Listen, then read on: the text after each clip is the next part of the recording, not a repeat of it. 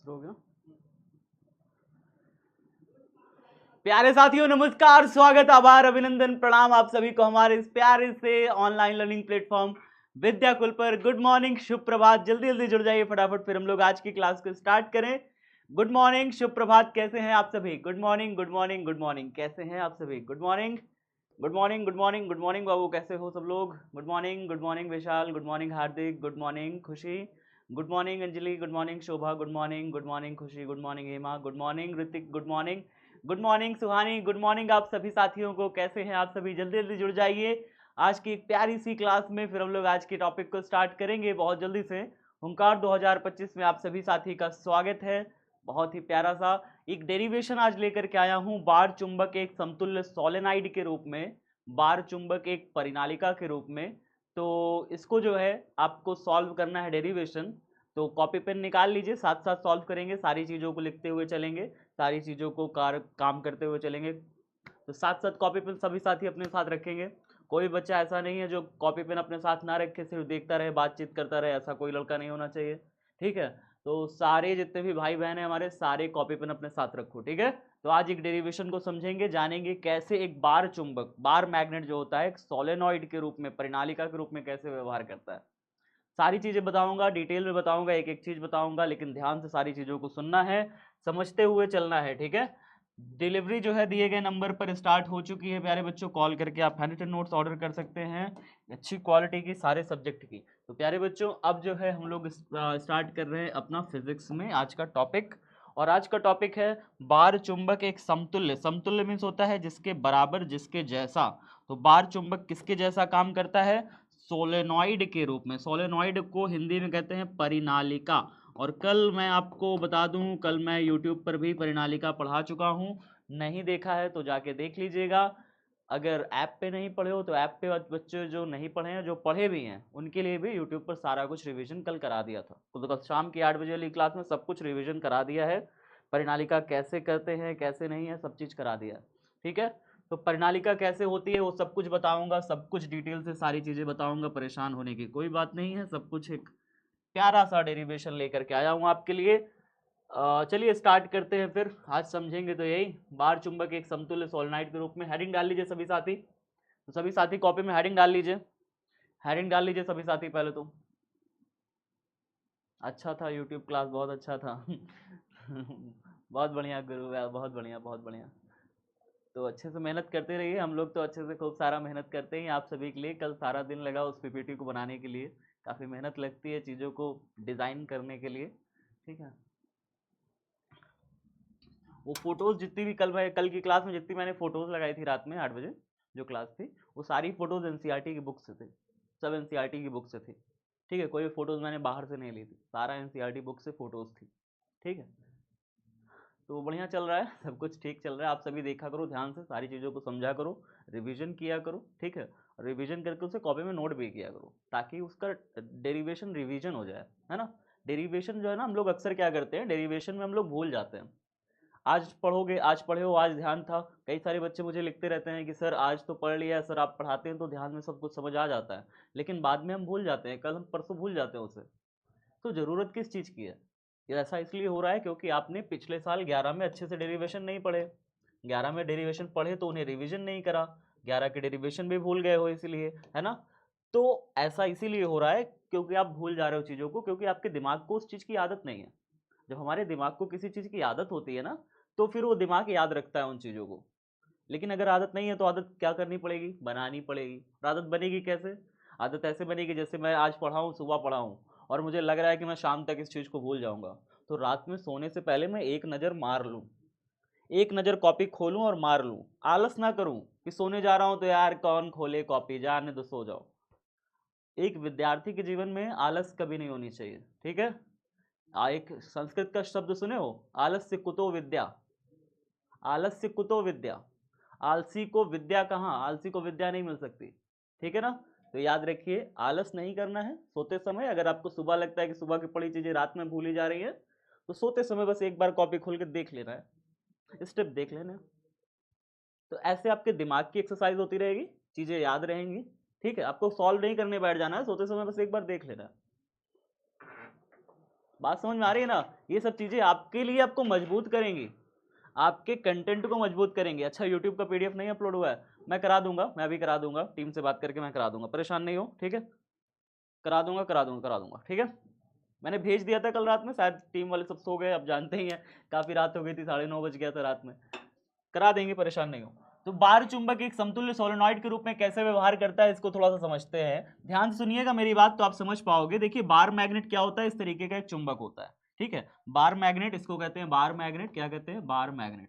Bar magnet English में बार चुंबक लिखा है, दरअसल इंग्लिश और हिंदी दोनों को मिक्स करके एनसीईआरटी पगला जाता है कभी कभी, तो दोनों को मिक्स कर देता है। हिंदी में इसे बोलते हैं दंड चुंबक। क्या कहते हैं? दंड चुंबक। और एनसीईआरटी ने देखो इसे कैसे लिखा हुआ है, बार मैग्नेट, बार चुंबक। आधा हिंदी में आधा इंग्लिश में, बार लिखा है उसने अंग्रेजी में और हिंदी में लिखा है चुंबक। इसका अंग्रेजी नाम होता है बार मैग्नेट, हिंदी में कहते हैं दंड चुंबक, ठीक है? ठीक है, सब बच्चे समझ गए? समतुल्य मतलब होता है इक्विवेलेंट टू, ठीक है? मतलब इसके बराबर। सोलेनॉइड मतलब क्या होता है? परिनालिका। परिनालिका को इंग्लिश में कहते हैं सोलेनॉइड, लेकिन हिंदी में भी सोलेनॉइड लिख देते हैं, ठीक है? हिंदी में इसका नाम क्या होता है? परिनालिका होता है, ठीक है? क्या होती है परिनालिका? कल की क्लास में मैंने ऑलरेडी बताया हुआ था वाईटी पे, लेकिन फिर तो मैं बता देता हूँ। मान लीजिए आपके पास कोई कागज है, कोई गत्ता है, या फिर कोई भी आचालक पदार्थ है। उस आचालक पदार्थ को आपने बेलनाकार रूप दिया हुआ है, इस तरीके से बेलन के आकार के रूप में है, और इसके ऊपर आप एक इंसुलेटेड वायर, इंसुलेटेड वायर मतलब होता है विद्युत रोधी तार। क्या होता है? विद्युत रोधी तार। विद्युत रोधी तार क्या होता है प्यारे बच्चों? पहले तो जान लो विद्युत रोधी तार क्या होता है। विद्युत रोधी तार का मतलब होता है एक ऐसा तांबे का तार जिसके ऊपर या तो पन्नी चढ़ी हो, या तो इसके ऊपर कोटिंग हुई हो, या तो इसके ऊपर प्लास्टिक चढ़ा हुआ हो, ठीक है? इसके ऊपर क्या चढ़ा हो? प्लास्टिक चढ़ा हो। तो आप अक्सर देखते हो ना तार के ऊपर प्लास्टिक चढ़ा रहता है, तो ऐसे तारों को क्या कहते हैं? विद्युत रोधी तार कहते हैं। क्या कहते हैं? विद्युत रोधी तार कहते हैं। तो विद्युत रोधी तार समझ में आ गया कि नहीं समझ में आया? विद्युत रोधी तार मतलब कि एक ऐसा तार जिसके ऊपर क्या चढ़ा हो, या तो पन्नी चढ़ी हो, या तो भाई उसके ऊपर प्लास्टिक चढ़ी हो, कुछ तो चढ़ा हो, ठीक है? अब ऐसे तार को लेकर के हम इसके चारों तरफ ऐसे ऐसे लपेट देंगे, ऐसे ऐसे लपेट देंगे, तो ये क्या बन जाती है? ये क्या बन जाती है? एक परिनालिका बन जाती है। ये क्या बन जाती है? एक परिनालिका बन जाती है। बात समझ में आ गया? तो क्या था ये पीछे?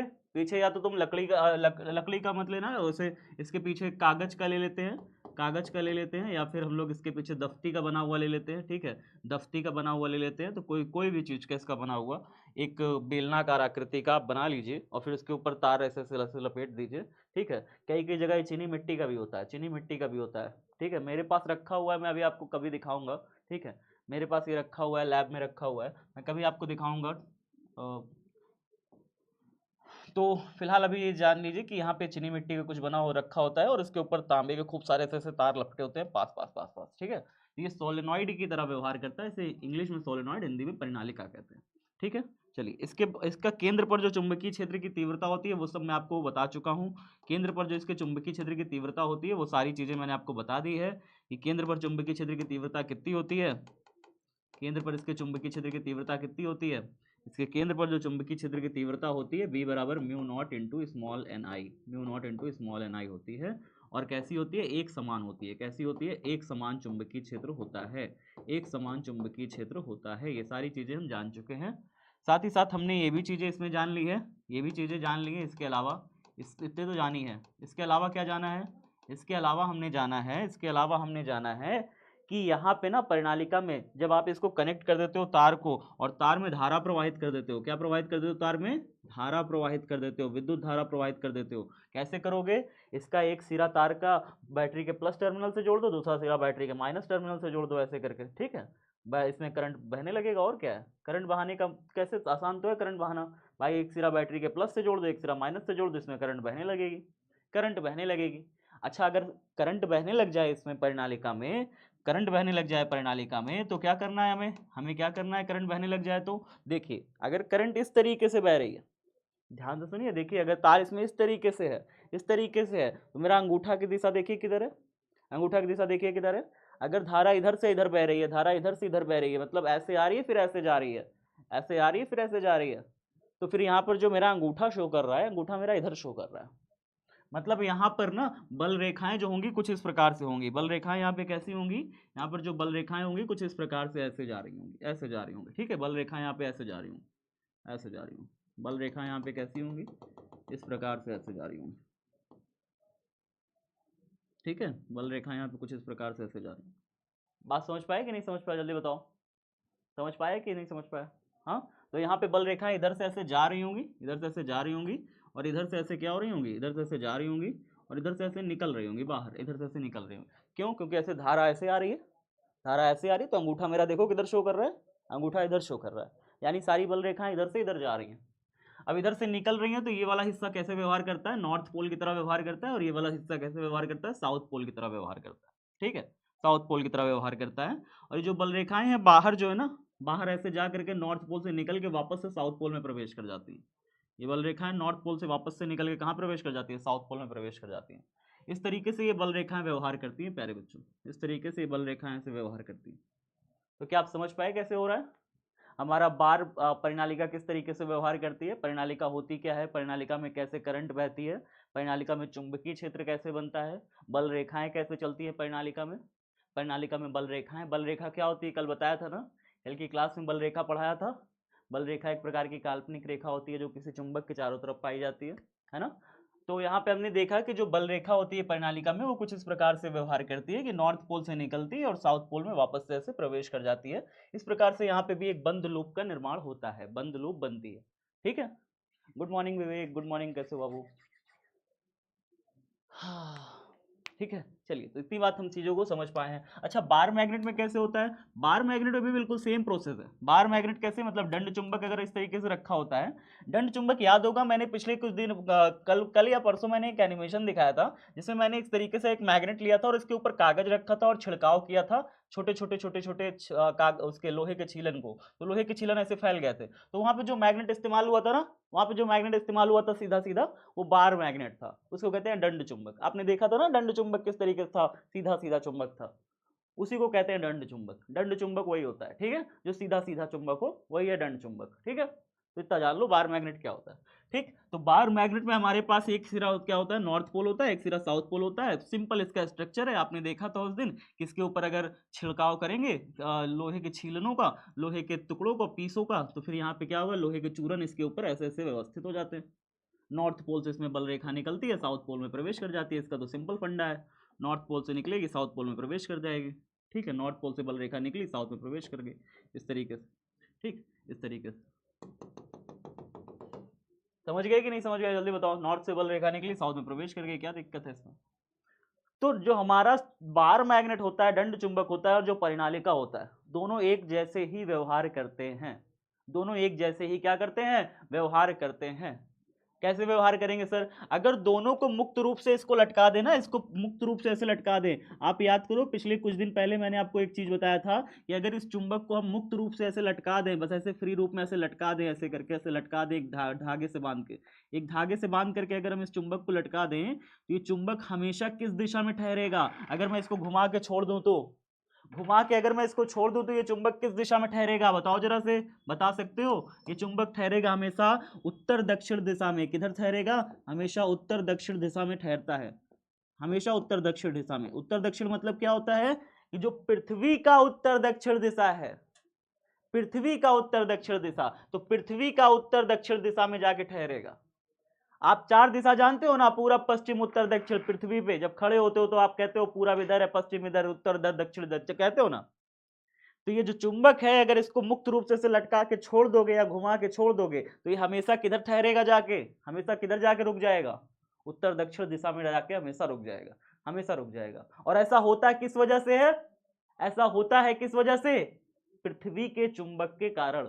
पृथ्वी के अंदर गिलबर्ट नाम के साइंटिस्ट ने बताया था, याद करो, गिलबर्ट नाम के साइंटिस्ट ने बताया था, पृथ्वी के अंदर जो है चुंबक पाया जा रहा है, एक बड़ा सा चुंबक है, जिसके कारण ऐसा हो रहा है कि जो हमारा चुंबक है, किसी भी चुंबक को, बार मैग्नेट को अगर घुमा के छोड़ देते हो तो हमेशा कैसे किधर ठहर जाता है जाके? हमेशा उत्तर दक्षिण दिशा में जाके ठहर जाता है। सीधी सी बात है, सीधी सी बात है, ठीक है। सर साउंड नहीं आ रहा, साउंड कम आ रहा है, अच्छा साउंड कम आ रहा है। चैप्टर 4 का फॉर्मूला पीडीएफ नहीं मिला, मिल जाएगा बाबू। चैप्टर 4 का फॉर्मूला पीडीएफ मैं 2 बार दे चुका हूँ, पर आपको नहीं मिला है, इसका मुझे दुख है। कोई नहीं, तीसरी बार भी दे दूंगा, परेशान मत हो, ठीक है। तो दंड चुंबक ये मिल गया, दंड चुंबक ये हो गया।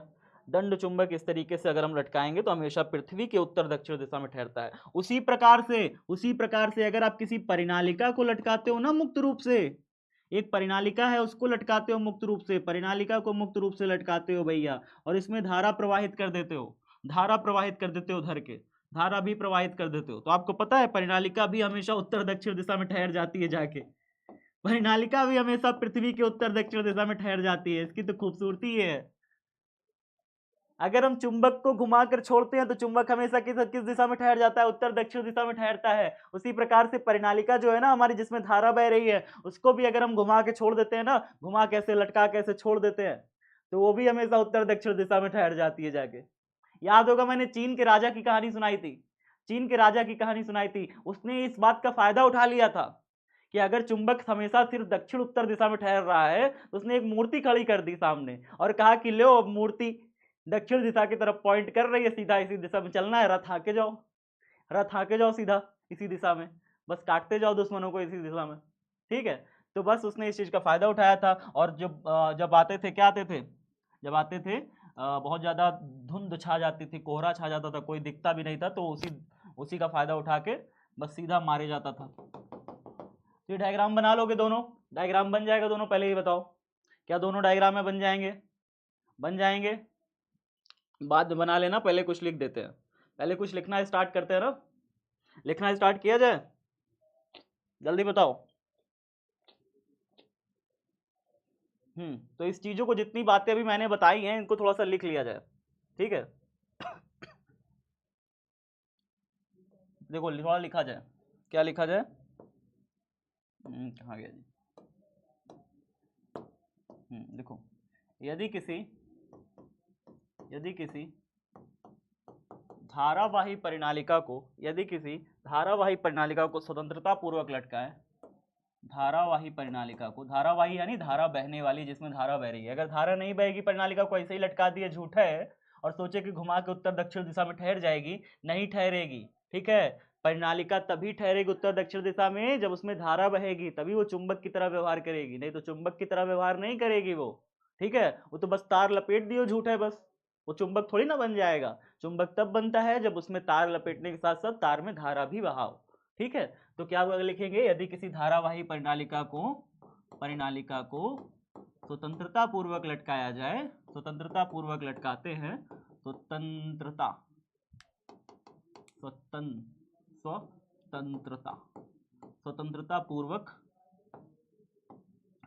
पूर्वक लटकाया जाए तो वह किसकी तरह व्यवहार करने लगता है बताइए? तो वह दंड चुंबक की भांति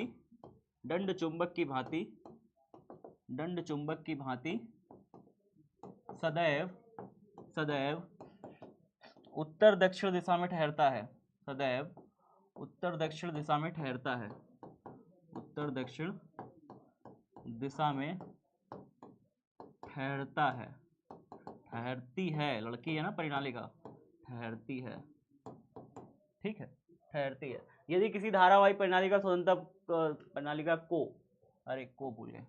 स्वतंत्रता पूर्वक लटकाया जाए तो वह दंड चुंबक की भांति सदैव उत्तर दक्षिण दिशा में ठहरती है। ठीक है सर, इसमें भी या परिनालिका में भी ऐसे लिखो, परिनालिका में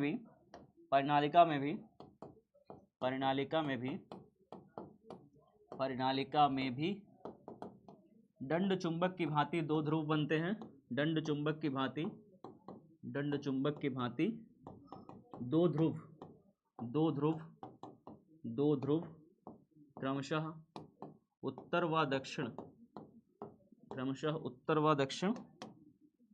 व दक्षिण पाए जाते हैं, उत्तर व दक्षिण क्या होते हैं? पाए जाते हैं। ठीक है, दो ध्रुव उत्तर व दक्षिण क्या होते हैं? पाए जाते हैं। ये लिखिए, पाए जाते हैं, खड़ी पाई। ठीक है, इतना लिखिए जल्दी से, फटाफट, जल्दी हाथ चलाइए, फटाफट। ठीक है, ठीक है, अब एक लाइन और लिख लीजिए बस, फिर उसके बाद एक लाइन और लिख लीजिए बस। ठीक है, एक लाइन और लिख लीजिए। यदि दो परिनालिका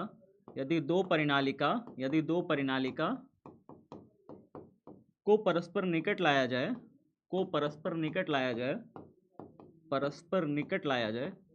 अच्छा ये बताओ, जब दो चुंबक को निकट लाते हो तो क्या होता है? दो चुंबक को निकट लाते हो तो क्या होता है? कौन ऊर्जा बताएगा? नॉर्थ पोल और साउथ पोल अगर पास पास आ गया दो चुंबक के, तो फिर क्या हो जाएगा बताओ? यहाँ पे आकर्षण होने लगेगा। और अगर यहाँ पे साउथ पोल, यहाँ पे नॉर्थ पोल आ जाए, यहाँ पे नॉर्थ पोल आ जाए तो क्या होने लगेगा बताइए? यहाँ नॉर्थ पोल आने लगे, यहाँ पे साउथ पोल आ जाए तो नॉर्थ नॉर्थ सामने आने पर यहाँ पे क्या होगा? प्रतिकर्षण होगा, प्रतिकर्षण होगा। तो चुंबकों में अगर नॉर्थ नॉर्थ सामने सामने है, सजातीय ध्रुव सामने सामने है, इसको क्या कहते हैं? सजातीय। अगर एक जैसे नॉर्थ नॉर्थ एक सामने सामने फेस कर रहे हैं दो चुंबक के, इसको कहते हैं सजातीय ध्रुव। सजातीय ध्रुव अगर सामने सामने है तो ये क्या करते हैं? प्रतिकर्षण करते हैं। क्या करते हैं? प्रतिकर्षण करते हैं। और अगर एक का नॉर्थ और दूसरे चुंबक का साउथ सामने सामने है तो क्या होगा? फिर आकर्षण होगा। और ऐसे क्या कहते हैं? विजातीय ध्रुव कहते हैं। क्या कहते हैं? विजातीय। विजातीय मतलब क्या? एक का नॉर्थ हो तो दूसरे का साउथ हो सामने सामने। जब ऐसा होगा तो क्या होगा? आकर्षण होगा। क्या होगा ऐसे होने पर? आकर्षण होगा। तो इतनी बात समझ पाए कि अगर विजातीय ध्रुव होगा तो आकर्षण पाया जाएगा, और सजातीय ध्रुव होगा तो क्या होगा? सजातीय ध्रुव होगा। यानी एक का नॉर्थ और दूसरे का भी नॉर्थ हो, या फिर एक का साउथ दूसरे का भी साउथ हो, तो मतलब एक चुंबक का साउथ दूसरे का भी साउथ सामने सामने हो तो क्या होगा? यहाँ पे प्रतिकर्षण होगा। क्या बात जानते हैं आप सभी? ये बात जानते हैं आप सभी? ये बात तो आप सभी जानते होंगे, है ना? बचपन में भी पढ़ी हमने, कक्षा 8 में सब ये सब बात रहती है। कक्षा 8 में ही सिखाया जाता है कि भाई नॉर्थ चुंबक नॉर्थ पोल सामने सामने रखो तो चुंबक ढकेलता भी है, और साउथ पोल सामने सामने रखो तब भी ढकेलेगा। नॉर्थ साउथ सामने सामने रखोगे तो चुंबक खींच लेगा ऐसे करके, है ना? तो ये बात हम जानते हैं, दंड चुंबक के बारे में ये बात जानते हैं हम लोग। ये बात किसके बारे में जानते हैं? दंड चुंबक के बारे में। लेकिन परिनालिका भी वैसे ही व्यवहार करती है। यदि दो परिनालिका को परस्पर निकट रखा जाए तो यह दंड चुंबक की ही भांति तो यह दंड चुंबक की ही भांति यह दंड चुंबक की ही भांति यह दंड चुंबक की ही भांति आकर्षण व प्रतिकर्षण दर्शाती है। आकर्षण व प्रतिकर्षण क्या करती है? दर्शाती है। प्रतिकर्षण साथ साथ लिख रहे हो कि नहीं? हथवा चल रहा है कि रुका है? बताओ जल्दी से। दर्शाती है, चल रहा है? सुगंधा का नहीं चल रहा, सुगंधा नहीं लिख रही। जिसका जिसका कमेंट मैं देख रहा हूँ कि टाइप कर रहा है वो लिख नहीं रहा है पक्का। जिसका जिसका कमेंट चल रहा है मतलब वो लिख नहीं रहा है। चलो भाई। अच्छा, क्लास पीडीएफ से लिखोगे? क्लास पीडीएफ से बाद में लिखोगे, टाइम बर्बाद होगा, क्या मतलब निकलेगा? अभी लिख लिया करो तुरंत है। मैं देखो कुछ लिखा हुआ नहीं लाया था। क्यों नहीं लाता लिखा हुआ? इसीलिए ताकि आपका टाइम बचे घर में, आप उस टाइम का रिवीजन करने में इस्तेमाल करो फिजिक्स का। फिजिक्स कठिन है बाबू, घर में रिवीजन किया करो।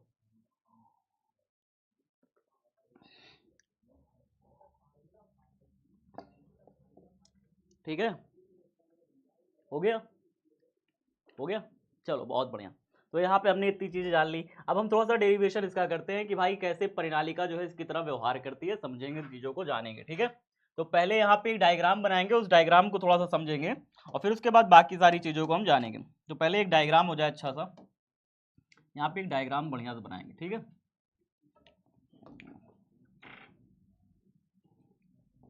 सभी को कॉपी में बनाना है, सभी बच्चों को कॉपी में बनाना है डायग्राम।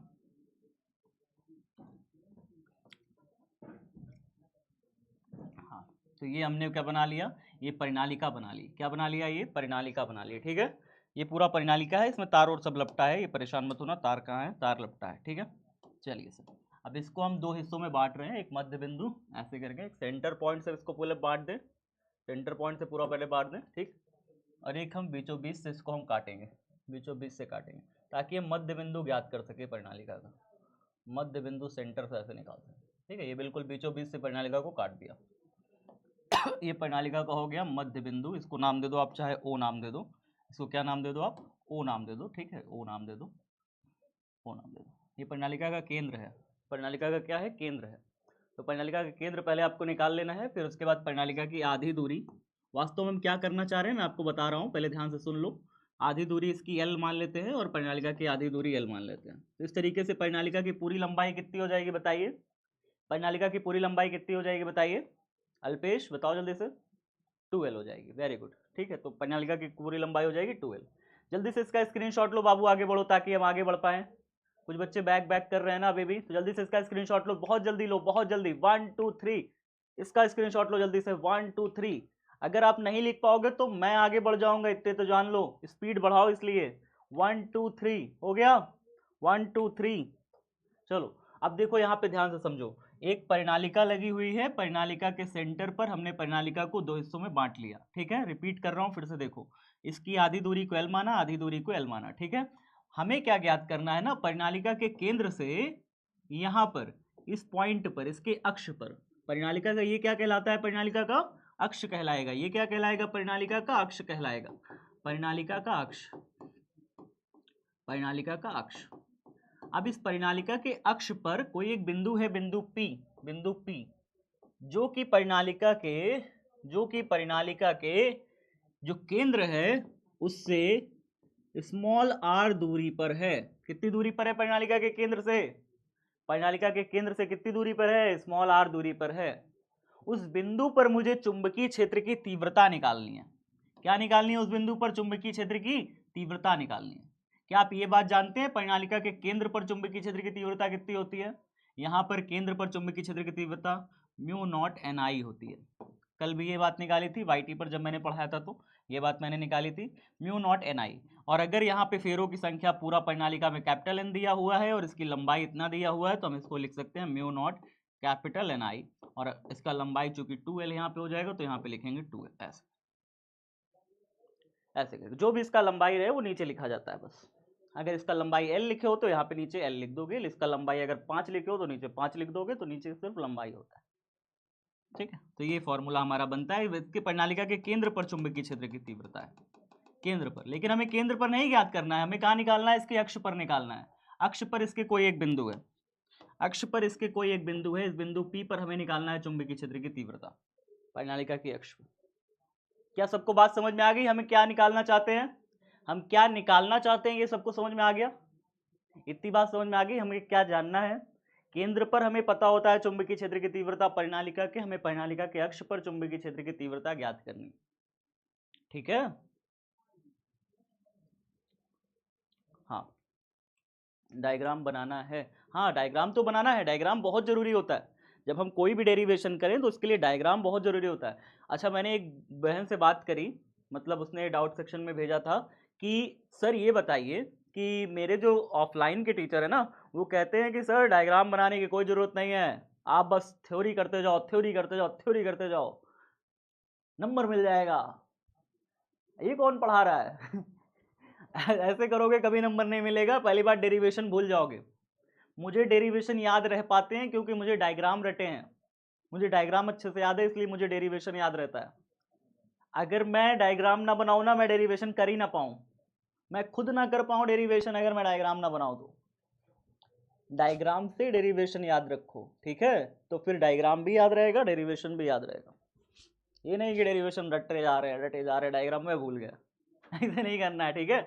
डायग्राम के साथ चीज़ों को बनाना है। तो यहाँ पे देखो क्या कह रहा हूँ मैंने कहा कि भाई परिनालिका की आधी लंबाई L, आधी लंबाई L, इसके केंद्र से r दूरी पर स्थित कोई एक बिंदु है, बिंदु P, जहां पर मुझे चुंबकीय क्षेत्र की तीव्रता यानी B का वैल्यू निकालना है। तो जरा परिनालिका की अगर मैं रेडियस मानूं, परिनालिका की जो त्रिज्या है उसको मैं कैपिटल R मान लूँ तो कोई दिक्कत है, परिनालिका की त्रिज्या को कैपिटल R मान लें कोई दिक्कत है, नहीं दिक्कत है। तो हम यहाँ पे कैपिटल R मान लेते हैं, परिनालिका की त्रिज्या को कितना मान लें, कैपिटल R मान लेते हैं, ठीक है। तो यहाँ पे चीज़ों को कुछ लिख लेते हैं, थोड़ा सा लिख लेते हैं। माना कोई परिनालिका, लिख लो जल्दी जल्दी, माना कोई परिनालिका, माना कोई परिनालिका, परिनालिका जिसकी त्रिज्या कितनी है, जिसकी त्रिज्या कितनी है, जिसकी त्रिज्या कितनी है जी, जिसकी त्रिज्या कैपिटल R है, कितनी है, कैपिटल R, व लंबाई, लंबाई कितनी है, लंबाई कितनी है, 2L है, 2L है, ठीक है। K कॉमा लगा के लिखिएगा, K केंद्र से, K केंद्र से,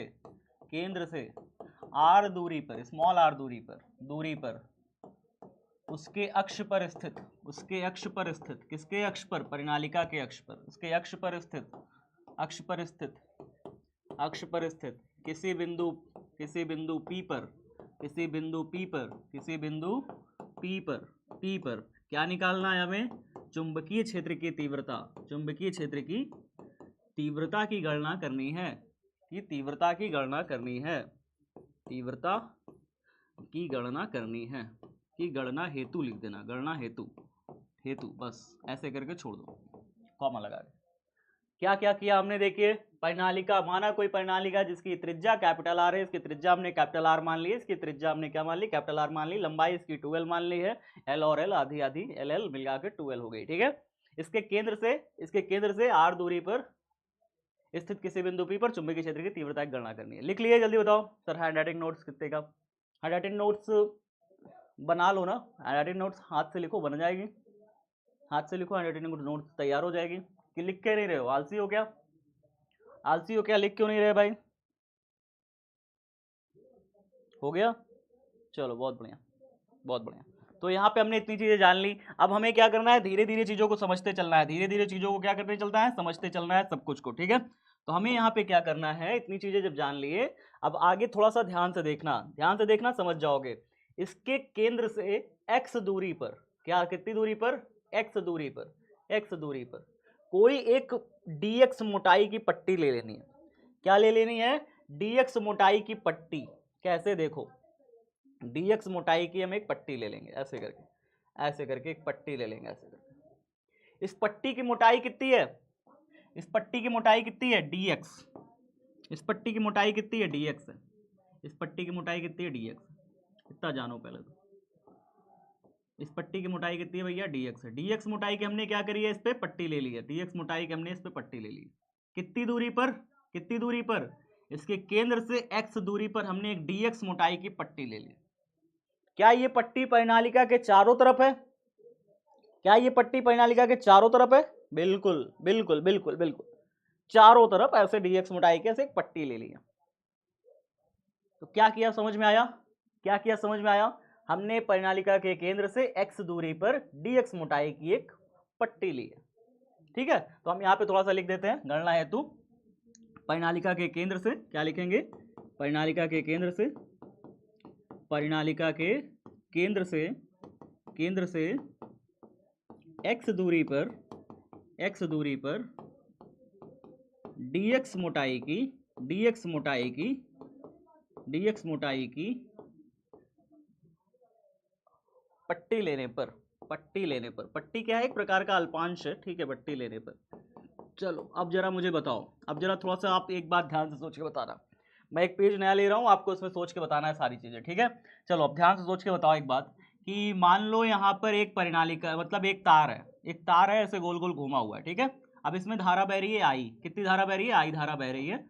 अब इसमें अगर आपको केंद्र पर तीव्रता निकालनी होती है तो फॉर्मूला क्या लिखते हो, केंद्र पर तीव्रता का फॉर्मूला क्या लिखते हो, अगर इसमें धारा आई बह रही है और इसकी त्रिज्या आपको आर दिया हो, बताइए इसके केंद्र पर तीव्रता कितनी आती है, फॉर्मूला याद है सबको, फॉर्मूला याद है, नहीं याद तो याद करो, नहीं याद है भूल जा रहे हो तो याद रखो, ठीक है, बार बार रिवीजन करो, ठीक है। तो बी बराबर कितना हो जाएगा, म्यू नॉट अपॉन में कितना, म्यू नॉट अपॉन में कितना, 2 और इनटू में आई अपॉन में आर। बस ये होता है प्यारे बच्चों इसके केंद्र पर चुंबकीय क्षेत्र की तीव्रता। लेकिन अगर इसी से x दूरी पर, इसी के केंद्र से इसके अक्ष पर x दूरी पर चुंबकीय क्षेत्र की तीव्रता निकाली जाए, अगर इसके केंद्र पर नहीं, इसके केंद्र से x दूरी पर स्थित किसी बिंदु पर यहां पर चुंबकीय क्षेत्र की तीव्रता निकाली जाए, तो इसका फॉर्मूला क्या होगा, इसका फॉर्मूला होगा b बराबर म्यू नॉट अपॉन में 2, और क्या होगा, N I R square, R क्या है, इसका रेडियस, जो भी इसका रेडियस हो, इसका रेडियस अगर आपने आर स्मॉल आर माना है तो स्मॉल आर का स्क्वायर, अपॉन में R square plus X square का होल पावर 3 अपॉन में 2। बताइए यहाँ पे n क्या है, फेरों की संख्या, मतलब अगर यहाँ पे फेरों की संख्या आप ले रहे हो कि भैया कई सारे फेरे हैं तार के, n फेरे हैं, कितने फेरे हैं आपने मान लिए, n फेरे हैं तार के। n क्या है, n की वैल्यू कुछ भी हो सकती है, 200 फेरे, 400 फेरे, कुछ भी आप n की वैल्यू रख सकते हो। n यहाँ पे फेरों की संख्या है, i क्या है, बहने वाली धारा है, r क्या है, इसकी त्रिज्या है, x क्या है, केंद्र से x दूरी पर बिंदु P पर तीव्रता, चुंबकीय क्षेत्र की तीव्रता का वैल्यू है, ये मान होता है। इसको प्रूव कर चुका हूं, इसको प्रूव कर चुका हूं, इसको प्रूव कर चुका हूं, सबको प्रूव करवा चुका हूं पीछे, ठीक है। चैप्टर 4 में सारी की चीजों की प्रूविंग हो चुकी है, आपको याद होगा। अगर इसमें n फेरे हैं तो इसके केंद्र पर चुंबकीय क्षेत्र की तीव्रता एन आई अपॉन में आर हो जाएगा। अगर इसमें n फेरे हैं तो इसके केंद्र से x दूरी पर चुंबकीय क्षेत्र की तीव्रता इतनी हो जाएगी। ये फॉर्मूला किसको किसको पता है? किसने कौन कौन था इस लेक्चर में जब मैंने ये दोनों प्रूव किए थे सब लोग? ये तो मैं कल ही प्रूव किया था, ये तो कल वाईटी पे ही प्रूव किया था, ये तो कल वाईटी पे ही प्रूव किया था। अच्छा, इसको प्रूव करने के बाद कल इसको भी प्रूव किया था कि भैया अगर x की जगह पे अगर आप 0 रख दो तो फिर ये आ जाएगा। कल तो इसको प्रूव किया था पूरा। नहीं थे ना? कभी नहीं रहोगे टाइम पे, कभी नहीं रहोगे। हाँ, जो बच्चे लिख रहे हैं ना सर नहीं थे नहीं थे नहीं थे नहीं थे, पता नहीं कैसे नहीं थे भाई, ये तो प्रूव किया गया फॉर्मूला है पूरा का पूरा। यही तरह कहोगे साल के लास्ट में भी, सब पूरा जब चैप्टर कंप्लीट करा देंगे, सब पढ़ा देंगे, कहेंगे भैया वो पढ़े थे तीसरे नंबर वाला पार्ट में ये पढ़ाए थे, कहोगे अरे सर हम तो थे ही नहीं, हम तो पढ़े ही नहीं। हाँ, ऐसे करोगे? चलो ठीक है, कोई दिक्कत नहीं। तो यहाँ पे बस इतना जान लो, फॉर्मूला याद रखना क्योंकि फॉर्मूले का काम आएगा। फॉर्मूले में सारे पद जानने लग गए। बी क्या है? इस पॉइंट पर चुंबकीय क्षेत्र की तीव्रता है। म्यू नॉट एक कांस्टेंट है, म्यू नॉट का वैल्यू आप जानते हो, फिक्स होता है। कितना होता है? 4 पाई गुणे 10⁻⁻⁷ था। नहीं थे तो भी कोई बात नहीं है, मैं सब चीज़ों को समझा दे रहा हूँ। एन क्या है? फेरों की संख्या है यहाँ पर। आई क्या है? धारा का मान है जिसमें इसमें धारा बह रहा है। आर क्या है? इसकी त्रिज्या है। और x क्या है? केंद्र से x दूरी पर स्थित बिंदु P पर तीव्रता निकालनी है, तो x वो दूरी है। ठीक है, इतनी सारी चीजें हो गई। चलो सर, इतनी चीजें समझ गए। अब ना इस फॉर्मूले का उपयोग कैसे करेंगे वो देखो, इस फॉर्मूले का उपयोग कैसे करेंगे वो देखो, इस फॉर्मूले का उपयोग कैसे करेंगे वो देखो। चलो देखते हैं ध्यान से। यहाँ पे जो आपने ये पट्टी ली है ना dx मोटाई की जो पट्टी ले ली है, ये पट्टी सिर्फ आगे से नहीं दिख रही है आपको, ये वास्तव में ये पूरी चारों तरफ है, चारों तरफ है, चारों तरफ ये पट्टी है। क्या मेरी बेटी बात समझ में आ रही सबको? ये पट्टी कैसी है? ये पट्टी कैसी है? चारों तरफ ऐसे ऐसे। इसके पीछे भी है, परिनालिका के पीछे भी, आप पीछे से थोड़ी ना देख पाओगे, आप सामने से इसके पीछे थोड़ी ना देख पाओगे। तो समझ में आ रहा है ना, इसके पीछे भी है, ऐसे घूम के वापस ऐसे पट्टी आई है। कितनी मोटाई की है? dx मोटाई की। अगर आपसे कोई पूछे यहाँ पे इस समय, बहुत ही ध्यान से पूछ ले कि जरा मुझे बताओ, अगर इस परिनालिका में धारा बहने लग जाए, परिनालिका में धारा बहने लग जाए, तो क्या इस dx मोटाई में भी धारा बहेगी? क्या इस dx मोटाई में भी धारा बहेगी? आपका आंसर होगा हाँ सर बहेगी, dx मोटाई में भी धारा बहेगी, बिल्कुल बहेगी, dx मोटाई में भी बहेगी। अगर परिनालिका में पूरे तार लपटा हुआ है, उसमें धारा बह रही है सारे तारों में, तो dx मोटाई में भी धारा बहेगी। ठीक है सर, अगर इस dx मोटाई में भी धारा बह रही है, dx मोटाई में भी धारा बह रही है, तो ये तो बिल्कुल n फेरे वाली कुंडली बन गई, ये तो बिल्कुल n फेरे वाली कुंडली बन गई। उस dx मोटाई को अगर हम अलग से काट के निकाल लें, dx मोटाई को अगर हम अलग से काट के निकाल लें ऐसे करके, तो ये x फेरे n फेरे वाली कुंडली बन गई। इसके सेंटर से x दूरी पर चुंबकीय क्षेत्र की तीव्रता का फॉर्मूला ये होता है। लगा दें इस फॉर्मूले को, लगा दें इस फॉर्मूले को, कहाँ लगा दें, कहाँ लगा दें भाई? इस कुंडली के जो dx मोटाई के आपने कुंडली ली है, इससे कितनी दूरी पर? इतनी दूरी पर मुझे बिंदु P पर तीव्रता निकालनी है। बस ये दूरी पता चल जाए, मैं निकाल लूंगा तीव्रता। कौन सा ऐसा बच्चा है जो मुझे ये दूरी दे सकता है कि भैया ये जो dx मोटाई आपने ले रहे हो ना, इससे ये वाली दूरी कितनी है, ये वाली दूरी कितनी है? कौन बच्चा बताएगा? कोई बच्चा देख के डायग्राम बता सकता है वो वाली दूरी कितनी है? उस पट्टी से बिंदु P की दूरी कितनी है? सोचो, दिमाग लगाओ। r माइनस एक्स, कई सारे बच्चों का आंसर आ रहा है r minus x, r minus L भी आ रहा है, r माइनस एल भी आ रहा है, कुछ RC भी कर रहे हैं, कुछ MI कर रहे हैं। हाँ देखिए हो लड़का, पढ़ाई के दौरान भी RCB MI, हाँ खिलवा हर समय दिमाग में चलत रहा था का? पढ़ाई के समय सिर्फ पढ़ाई कर लिया करो, खेल के समय सिर्फ खेल। ठीक है, कई सारे बच्चों का आंसर आ रहा है r minus x. Very good, आप सब बच्चे बहुत सही हो, बहुत सही हो। ठीक है, तो चलिए मैं बताने जा रहा हूँ कितना होगा भाई। देखो आप ध्यान से सोचो, इस dx मोटाई से अगर आप इस बिंदु P के बीच की दूरी निकालोगे, तो भैया यहाँ से लेके यहाँ तक दूरी r है। ध्यान से देखो, यहाँ से यहाँ तक की दूरी r है। अच्छा, यहाँ से यहाँ तक की दूरी कितनी है? यहाँ से यहाँ तक की दूरी x है, इतनी दूरी x है, इतनी x है। तो अगर आप पूरे r में से इतना x घटा दोगे तो बची हुई दूरी आ जाएगी कि नहीं आ जाएगी? अगर इतनी दूरी 6 थी, मान लो उदाहरण के तौर पे इतनी दूरी 6 मीटर है, इतनी दूरी 6 मीटर है, और इतनी दूरी 4 मीटर है, तो मान लो 2 मीटर है, चलो इतनी दूरी 6 मीटर है, इतनी दूरी 2 मीटर है, तो बची हुई दूरी कितनी आ जाएगी? इतनी दूरी 6 मीटर है, इतनी दूरी 2 मीटर है, तो बची हुई दूरी 4 मीटर नहीं आ जाएगी? माने आर में से अगर मैं एक्स ऊपर वाला हिस्सा घटा दूं तो मेरा आर माइनस एक्स ये मिल जाएगा। मतलब इसके यहां से डीएक्स मोटाई से आर माइनस एक्स दूरी पर कौन बैठा हुआ है, ये हमारा बिंदु पी है, जहां पे हमें तीव्रता ज्ञात करनी है, जहां पे हमें तीव्रता ज्ञात करनी है। तो सब बच्चों को इतना तो स्पष्ट हो गया कि डीएक्स मोटाई से आर माइनस एक्स दूरी पर बिंदु पी पर तीव्रता ज्ञात करनी है। ठीक है सर, समझ गए समझ गए। तो चलो फिर भाई साहब इस प्रकार भाई साहब क्या करना है, चुंबकीय क्षेत्र की तीव्रता के लिए फॉर्मूला लगा देंगे। कौन सा फॉर्मूला होगा? अच्छा, सोचने वाली बात यह है, बायोसेवर्ट ने एक चीज बताई थी दुनिया में। बायोसेवर्ट जब आए थे तो दुनिया में एक चीज बता के गए थे। क्या बताए थे सर? बायोसेवर्ट ने बताया था कि तरवा का लंबाई कुछ भी हो, अगर इस तार का छोटा सा हिस्सा डीएल अल्पांश के कारण अगर आप निकाल रहे हैं यहां पर तीव्रता चुंबकीय क्षेत्र की, तार के छोटा से लंबाई के कारण चुंबकीय क्षेत्र की तीव्रता निकाल रहे हैं, तो वो बहुत छोटा सा मिलेगा, डीबी मिलेगा, डीबी मिलेगा। तार की छोटा लंबाई से तीव्रता निकाल रहे हैं तो छोटा सा मिलेगा, डीबी मिलेगा। यही चीज तो यहां भी हो रहा है। आप पूरा तार के लंबाई, पूरा परिनालिका की लंबाई के कारण निकाल रहे हैं क्या यहां तीव्रता? पूरा परिनालिका के लंबाई के कारण तीव्रता निकाल रहे हैं क्या? नहीं। कितने के कारण निकाल रहे हैं? सिर्फ डीएक्स के कारण, सिर्फ डीएक्स हिस्से के कारण। चूंकि सिर्फ डीएक्स छोटे से हिस्से के कारण तीव्रता यहां निकालना चाह रहे हैं आप, तो फिर आप क्या करेंगे, छोटे से हिस्से के कारण तीव्रता यहां निकालेंगे तो बी नहीं मिलेगा आपको, क्या मिलेगा? डीबी मिलेगा। डीबी यानी छोटा सा तीव्रता, थोड़ा सा तीव्रता। बात समझ में आया? तो छोटे से हिस्से के कारण जो तीव्रता होती है वो बड़ी छोटी सी होती है, डीबी बराबर। चलो सर, क्या क्या लिखेंगे? फॉर्मूला देखिए क्या क्या था यहाँ पे, फॉर्मूला देखिए क्या क्या था। बी बराबर म्यू नॉट अपॉन में 2 एन आई आर स्क्वायर। तो पहले म्यू नॉट अपॉन 2 तो लिख लो। क्या लिख लो? म्यू नॉट अपॉन में 2 लिख लो। म्यू नॉट अपॉन में 2 लिख लिया। अब सर यहाँ पे बड़ी दिक्कतें हैं, बड़ी दिक्कतें हैं। यहाँ पे फेरों की संख्या तो कैपिटल एन आप बड़े आराम से मान लिए, यहाँ पे फेरों की संख्या कैपिटल एन बड़े आराम से मान लिए सर, ठीक है। यहाँ पे फेरों की संख्या कैपिटल एन नहीं मान सकते, यहाँ पे फेरों की संख्या कैपिटल एन नहीं मान सकते। हमें नहीं पता ना डीएक्स मोटाई में कितना फेरा है।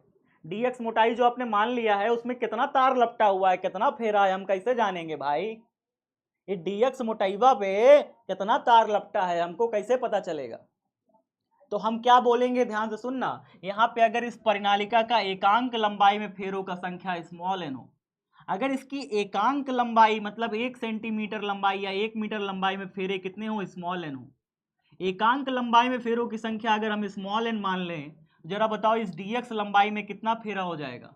डीएक्स लंबाई में कितना फेरा हो जाएगा? कौन बच्चा बताएगा? एकांक लंबाई में अगर स्मॉल एन फेरे तो डीएक्स लंबाई में कितना फेरा? N DX. Very good Radhika, very good Shailesh, very good very good very good. N DX आ जाएगा ना। तो अगर एकांक लंबाई में हम मान लें कि फेरों की संख्या परिनालिका का स्मॉल एन है, तो डीएक्स मोटाई या डीएक्स लंबाई में फेरों की संख्या एन इंटू डीएक्स हो जाएगा। तो सिंपल तो है।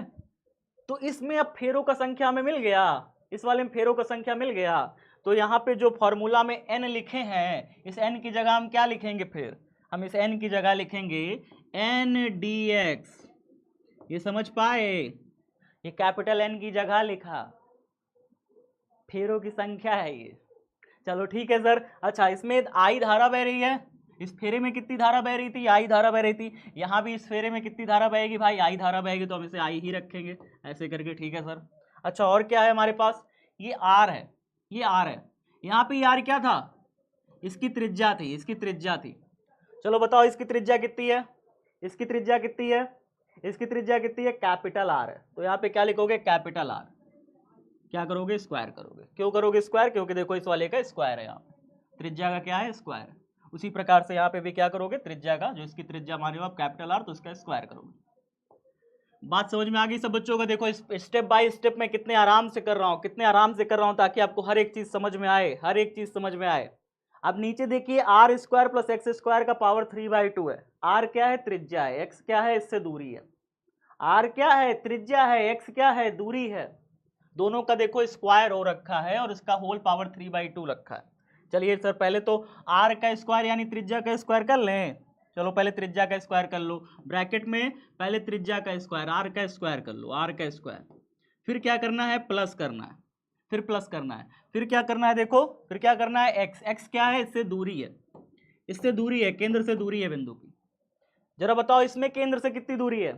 इसमें इस परिणालिका से कितनी दूरी, मतलब इस वाले हिस्से dx से कितनी दूरी है, यही तो है x, कितनी दूरी है r माइनस एक्स, कितनी दूरी है, इससे कितनी दूरी है, यहां से लेके यहां तक की r माइनस एक्स, तो यहां पे किसका स्क्वायर होगा, r माइनस एक्स का होल स्क्वायर। ऐसे बात समझ पाई, यहां पे कैसे किया, यहां पे तो दूरी x फायदेमंद थी, तो हमको सिर्फ x दिया रहता तो हमने x का स्क्वायर कर दिया, लेकिन उसमें x का नहीं दिया था, उसमें तो हमें दूरी कितनी दी है, इसमें हमें इस dx से कितनी दूरी पर दिया हुआ है भाई, कहा है r माइनस एक्स दूरी है, तो दूरी जो भी है उसका स्क्वायर कर दो, और होल पावर कितनी लगी है, होल पावर लगी है 3/2, होल पावर लगी है 3/2।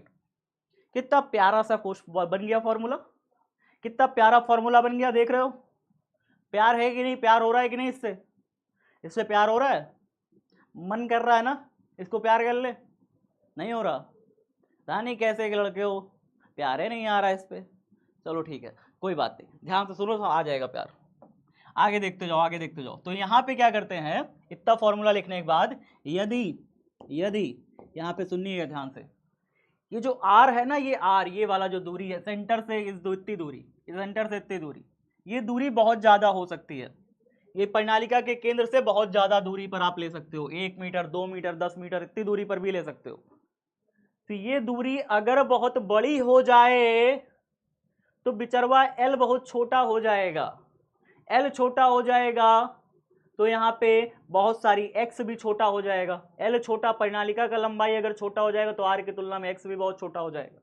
ध्यान से सुनिएगा, सब चीजें समझ में आ जाएंगी। यदि r का मान बहुत बहुत बड़ा हो जाए और कैपिटल R यानी त्रिज्या परिणालिका की बहुत छोटी हो जाए, परिणालिका की त्रिज्या बहुत छोटी हो जाए, ठीक है, परिणालिका उस समय छोटी लंबाई की रह जाए, मतलब परिणालिका की लंबाई ज्यादा नहीं होती, परिणालिका कितनी बड़ी बना लोगे भाई, इतनी बड़ी ज्यादा से ज्यादा, है ना, इसके सेंटर से अगर इतनी दूरी पर निकालने लगे तीव्रता तो क्या होगा, आर का मान अगर बहुत बड़ा हो जाए, इस वाले आर का मान से केंद्र से काफी दूरी पर अगर आपको तीव्रता निकालने को कह दिया जाए, आर का मान इसकी त्रिज्या के मुकाबले काफी बड़ा होने लग जाए, ठीक है, तो वह जो x का मान है, x का मान वो भी क्या होता है, बहुत छोटा होता है, x का मान भी बहुत छोटा होता है r की तुलना में, दो चीजें r की तुलना में काफी छोटी होती हैं, कौन कौन सी चीजें, ध्यान से देखिए, परिणालिका की त्रिज्या इस वाले r की तुलना में काफी छोटी है, देख लो, इस वाले r की तुलना में परिणालिका की त्रिज्या काफी छोटी है, और इस वाले r की तुलना में जो x है वो भी काफी छोटा है, दो चीजें काफी छोटे हैं कि नहीं है। जब दो चीजें काफी छोटे होते हैं तो फिजिक्स में उन चीजों को लगभग जीरो कंसीडर कर लेते हैं, जीरो मान लेते हैं, फिजिक्स में उन चीजों को लगभग जीरो कंसीडर कर लेते हैं, मतलब अगर ये r बहुत छोटा है तो हम इसको जीरो मान लेंगे, ये x बिचरवा बहुत छोटा है इस वाले r की तुलना में, तो हम इसको भी लगभग जीरो मान लेंगे। अब जो चीज जीरो हो गई तो फिर हम उसको कैसे लिखेंगे, ध्यान से देखिए, dv बराबर जीरो लिखेंगे तो कैसे लिखेंगे, ध्यान से देखिए,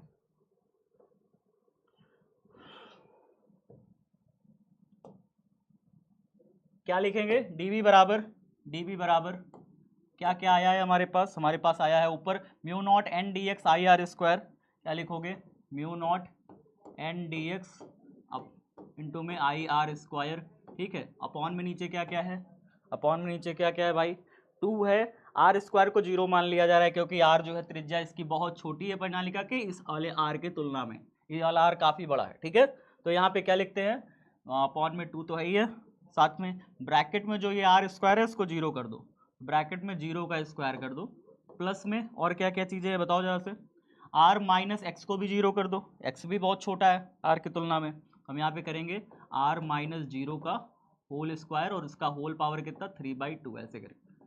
चलो इसको थोड़ा सा सॉल्व करो, देखो क्या आएगा, dv बराबर मुझे क्या मिलेगा, म्यू नॉट अपॉन में 2 मिलेगा, N D X I R square, N D X I R square, तो इसको आप खोल भी सकते हो, ब्रैकेट ऐसा नहीं है, लिख लो ऐसे एन आई आर स्क्वायर, और साथ में डी एक्स को मैं आप पीछे भी तो लिख सकता हूँ, ऐसे करके लिख सकता हूँ कि नहीं लिख सकता, बिल्कुल लिख सकता हूँ, सब तो गुणा में है तो मैं आगे पीछे करके लिख सकता हूँ, N D X I R square सब गुणा में है, हम इसको आगे पीछे करके ऐसे लिख सकते हैं, लिख दिया मैंने, आगे देखते जाइए, यहाँ पे जीरो का स्क्वायर करिएगा तो जीरो हो गया, कोई मतलब बनेगा नहीं, देखते जाइए ध्यान से, जीरो का स्क्वायर तो जीरो हो गया, कोई मतलब नहीं बना, आर माइनस जीरो तो आर आया, आर माइनस जीरो कितना आएगा, आर आएगा, आर का यहाँ क्या हो जाएगा स्क्वायर, ध्यान से सुन रहे हो कि नहीं मेरी बात, आर में से जीरो घटा आर आया, आर का स्क्वायर यहाँ पे आर स्क्वायर हो गया, उसके साथ 0 का स्क्वायर क्या कर रहे हो, जोड़ रहे हो, तो 0 का स्क्वायर 0 ही होगा।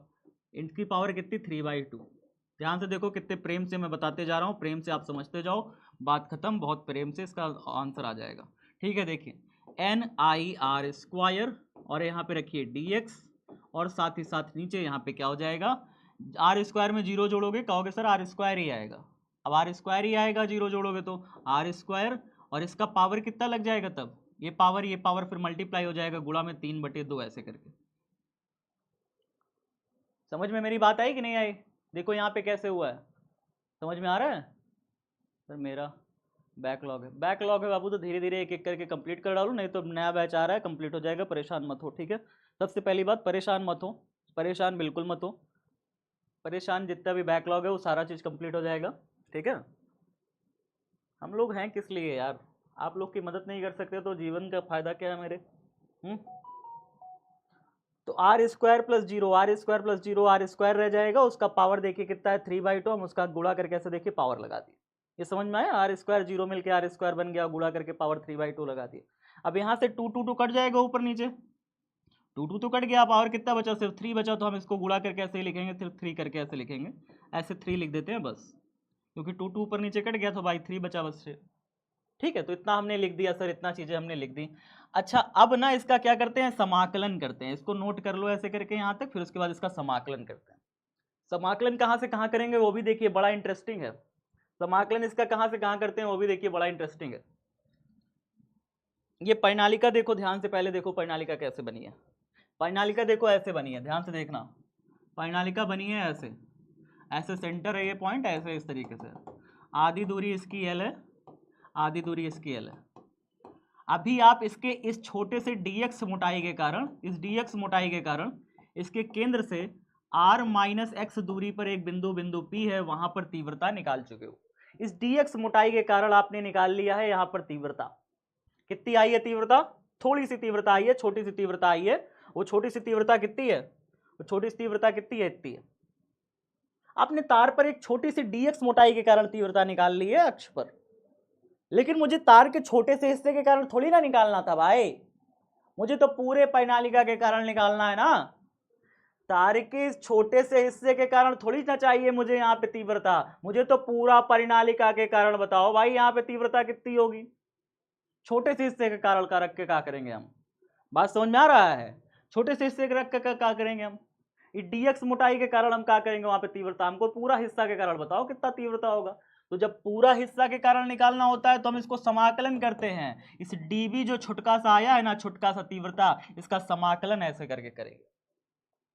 और जब हम समाकलन करते हैं तो हमें इस मशीन को बताना पड़ता है समाकलन को कि कहां से कहां तक करें, कहां से कहां तक करें। तो ऐसा सिचुएशन में देखिए यहां कहां से कहां तक करते हैं, इस वाले हिस्से को क्या मानेंगे, इस वाले हिस्से को क्या मानेंगे, देख लीजिए, बड़ा ध्यान से समझ में आ जाएगा। आपका ये मिड पॉइंट हो गया। कभी आपने ऐसा देखा है, नंबर लाइन देखी है? नंबर लाइन सब बच्चों ने देखी है, बीच में होता है 0, इधर होता है +1, इधर होता है +2, इधर होता है +3, और इधर क्या होता है, इधर होता है -1, इधर होता है -2, इधर होता है -3। संख्या रेखा देखी है कि नहीं? संख्या रेखा देखी है, इधर होता है +2 +1, इधर होता है -2 -1, है ना? तो ये चीजें आप जानते हो। तो मतलब अगर बीच में कोई एक बिंदु है, इधर तरफ की जो भी दूरी मानेंगे उससे प्लस मानेंगे, इधर तरफ की जो भी दूरी मानते हैं उससे माइनस मानते हैं। इतनी बात आप समझ गए?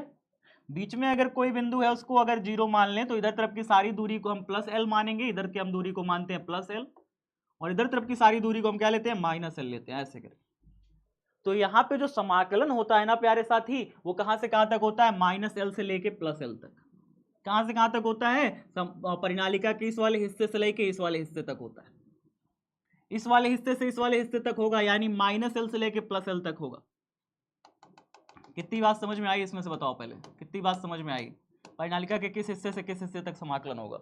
इस हिस्से से इस हिस्से तक समाकलन होगा, यानी -L से लेके +L तक समाकलन होगा। तो हम यहाँ पे समाकलन करते हैं -L से लेके +L तक, ऐसे कर। और इसके अंदर छोटा सा जो आया है तीव्रता, इस छोटे से dx हिस्से के कारण जो तीव्रता आया है उसको इसके अंदर डाल देंगे, उसको इसके अंदर डाल देंगे। चलिए सर समझ गए। इसका समाकलन हम कैसे करेंगे? इसका समाकलन हम कैसे करेंगे? इस प्रकार संपूर्ण परिणालिका हेतु अगर मैं पूरी परिनालिका के कारण निकालूंगा तो मैं कितना तीव्रता निकालूंगा बताइए।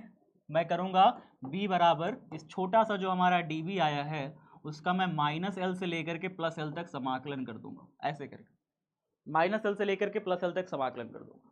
dv मेरा आया कितना है, कौन बच्चा बताएगा dv मेरा आया कितना है, -l से +l। dv आया कितना है भाई, dv आया कितना है, dv आया μ/2 NIR² dx अपॉन में r³ इतना है। तो यहाँ पे रख देंगे μ0/2 कितना है NI कितना है जी NIR² dx अपॉन में r³, NIR² dx अपॉन में r³, ऐसे है, ऐसे दिया है भाई, ऐसे दिया है। अब इसको करें तो करें क्या सर, बोले तो बोलें क्या, करें तो करें क्या, क्या बाहर निकलेगा क्या अंदर रहेगा, कुछ समझ नहीं आ रहा। समाकलन से बाहर क्या निकले सर, समाकलन से अंदर कौन निकलेगा, अंदर कौन रहेगा बाहर कौन निकलेगा। तो जो जो चीजें कांस्टेंट रहेंगी, जो जो चीजें फिक्स रहेंगी, नियत रहेंगी, समय के साथ नहीं बदलेंगी, वो चीजें समाकलन से बाहर आ जाएंगी। सिंपल नियम है समाकलन का, सिंपल सा नियम है। कौन कौन सी चीजें बाहर आएंगी, देखिए μ0/2 एक कांस्टेंट नंबर है, ये कांस्टेंट है, फिक्स है, μ0 का भी वैल्यू फिक्स है, 2 का वैल्यू फिक्स, तो 2 तो 2 रहेगा, ये बाहर आ जाएगा शांति से। तो कौन कौन चीजें बाहर आएंगी, μ0/2 पहले बाहर लिख लो। और कौन बाहर आएगा, स्मॉल n। एकांक लंबाई में फेरों की संख्या तो फिक्स रहेगी। धारा प्रवाहित करने पर अगर मैं प्रणालिका में धारा प्रवाहित कर दूंगा, ये बताओ क्या फेरों की संख्या बदल जाएगी क्या। 2 फेरा अगर लपटा है क्या 4 फेरा लपट जाएगा, नहीं ना। अगर 200 फेरा की प्रणालिका है तो क्या 400 फेरे की प्रणालिका बन जाएगी, नहीं बनेगी ना। तो फेरों की संख्या तो फिक्स रहेगी धारा प्रवाहित करने पर, तो फेरों की संख्या स्मॉल n, एकांक लंबाई में फेरों की संख्या स्मॉल n, ये भी समाकलन से बाहर आ जाएगा, बाहर कूद के आ जाएगा। ठीक है, चलिए सर, प्रणालिका में बहने वाली धारा का मान फिक्स है, वो भी बाहर आ जाएगा, ये भी नहीं बदल रहा है, ये भी बाहर आ जाएगा। ठीक है सर, और कौन, प्रणालिका की त्रिज्या क्या बदलेगी, ये भी नहीं बदलेगी, प्रणालिका मोटी थोड़ी ना हो जाएगी धारा प्रवाहित करने पर, ये भी उतना ही रहेगी r² बटे में नीचे दूरी पर कितनी दूरी पर निकाल रहे हो, r³ दूरी पर निकाल रहे हो, सेंटर से कितनी दूरी है r³, ये भी बाहर आ जाएगा। अंदर कौन फंसा रह गया बेचारा, -l से लेके +l तक, अंदर कौन फंसा रह गया, ये छुटका सा dx बेचारा फंसा रह गया, ये छुटका सा dx बेचारा फंसा रह गया। dx क्या था, आपने तो अपने से मान लिया था dx मोटाई, dx मोटाई तो आपने अपने से मान ली थी ना, ये मोटाई तो कितनी भी हो सकती थी, ये मोटाई आपने अपने से मान ली थी, इसलिए वो अंदर फंसा रहेगा, उसका समाकलन होगा, उसका समाकलन होगा। अच्छा अब बताओ जरा, ध्यान से सोच के बताना सभी साथी, ध्यान से सोच के बताना सभी साथी, सभी साथी ध्यान से सोच के बताना। मैं एक चीज सवाल पूछने वाला हूं, सबको ध्यान से सोच के बताना है, ठीक है, ध्यान से सोच के बताना है। अगर कोई आपसे पूछे, कोई आपसे पूछे यहां पर एक छोटी सी पट्टी ले ली है, एक छोटी सी पट्टी ले ली है, इस छोटी सी पट्टी की मोटाई है 2 सेंटीमीटर, 2 सेंटीमीटर, ठीक है 2 सेंटीमीटर, और इस पूरे पूरे जो यहां से लेके यहां तक का जो मोटाई है ना वो है 10 सेंटीमीटर, 10 सेंटीमीटर, 10 सेंटीमीटर। तो अगर मैं इस छोटी सी पट्टी 2 सेंटीमीटर को, 2 सेंटीमीटर को अंदर रख के समाकलन करूंगा, समाकलन का मतलब क्या होता है, समाकलन का मतलब होता है 2 सेंटीमीटर, 2 सेंटीमीटर जितनी भी यहाँ पे पट्टियां हैं उन सबको जोड़ डालना, मतलब स्टार्टिंग से जोड़ना शुरू करना, यहाँ पे भी पट्टी जोड़ना, यहाँ पे भी पट्टी जोड़ना, यहाँ पे पट्टी जोड़ना, पट्टी पट्टी पट्टी पट्टी पट्टी पट्टी सब पट्टी जोड़ डालना। जब ये यहाँ से लेके यहाँ तक सब जोड़ डालेगा तो इसको कितना मिल जाएगा, कितना मिल जाएगा भाई, 10 सेंटीमीटर की प्रणालिका मिल जाएगी, सीधी सी बात है।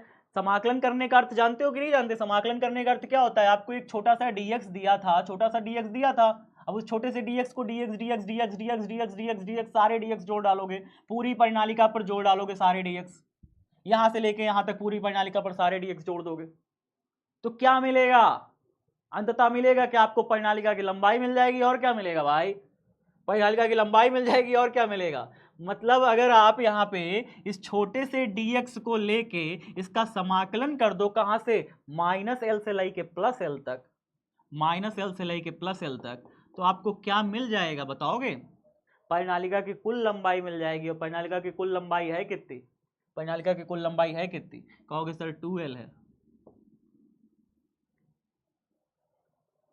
कितने बच्चों को ये बात समझ में आई, कितने बच्चों को ये बात समझ में आई कि भैया अगर इस dx को dx सारे dxओ को अगर मैं जोड़ दूंगा, समाकलन यही तो करता है। समाकलन क्या करता है? समाकलन माइनस एल से लेके प्लस एल तक, मतलब इस किनारे से लेके इस किनारे तक सारे dxओ को जोड़ देगा। जब सारे dx जुड़ जाएंगे तो पूरी लंबाई आ जाएगी। पूरी लंबाई कितनी आ जाएगी बताओ? l और l मिलकर के 2l मिल जाएगी।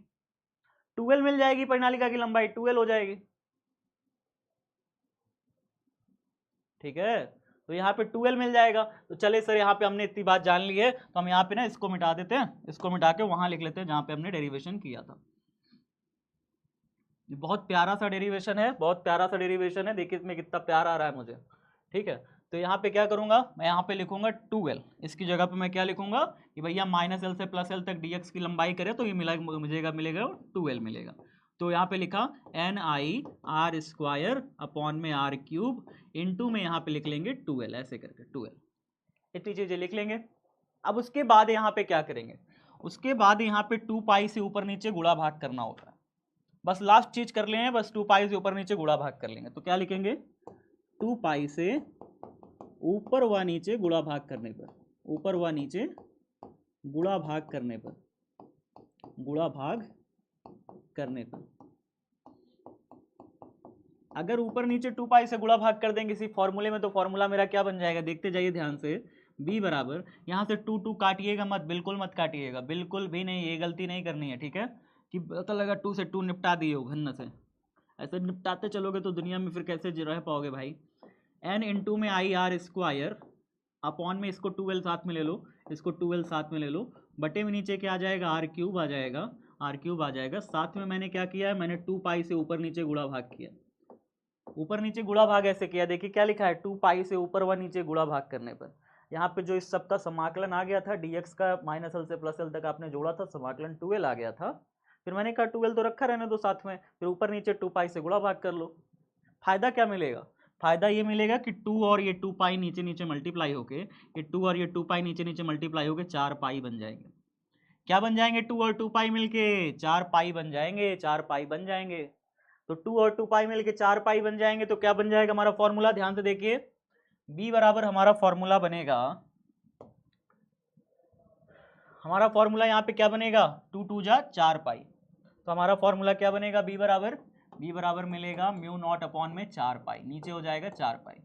अच्छा, और क्या बनेगा? और क्या बनेगा देखिए, ni(r²), यहाँ पे 2l बनेगा और 2 पाई भी तो है सर।